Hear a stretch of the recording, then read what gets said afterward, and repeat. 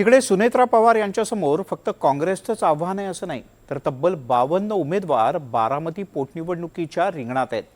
त्यात करुणा मुंडे, अभिजित बिचुकले यांच्यासारखी नावं आहेत. महत्त्वाची बाब म्हणजे निम्म्याहून अधिक उमेदवार हे बारामतीच्या बाहेरचे आहेत बरं का. आणि त्यामुळेच राष्ट्रवादी समोरची डोकेदुखी आणखीन वाढली आहे.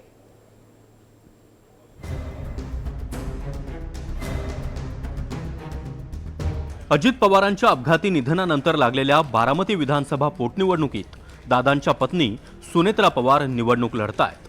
त्यामुळे ही पोटनिवडणूक बिनविरोध होईल असं बोललं जात होतं. पण घडतंय भलतंच.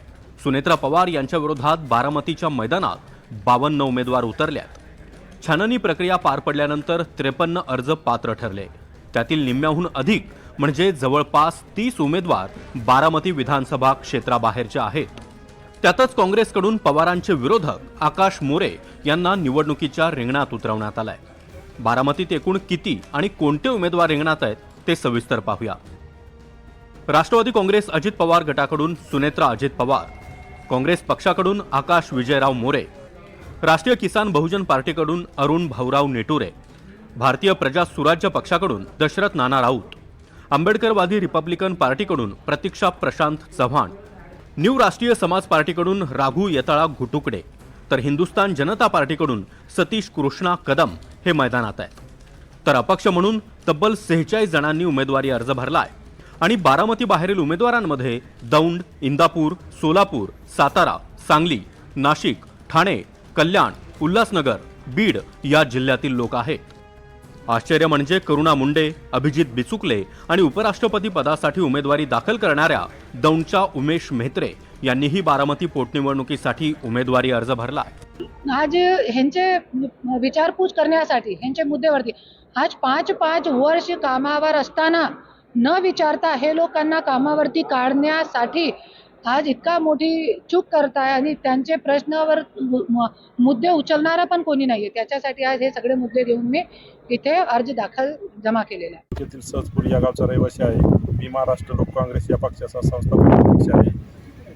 2 महिन्यापूर्वी बारामती या ठिकाणी विद्यमान आमदार अजितदादा पवार साहेब यांचं दुःखद असं निधन झाल्यानंतर 201 बारामती या ठिकाणी पोटनिवडणूक होत आहे. या निवडणुकीसाठी मी उमेदवारी अर्ज दाखल केलेला आहे. या ठिकाणी शेतकऱ्यांचे मालाला बाजारभाव असेल, कामगारांचे प्रश्न असतील, पाण्याचा, रोजगाराचा, परत आरोग्याच्या प्रश्नासाठी मी ही निवडणूक लढवित आहे.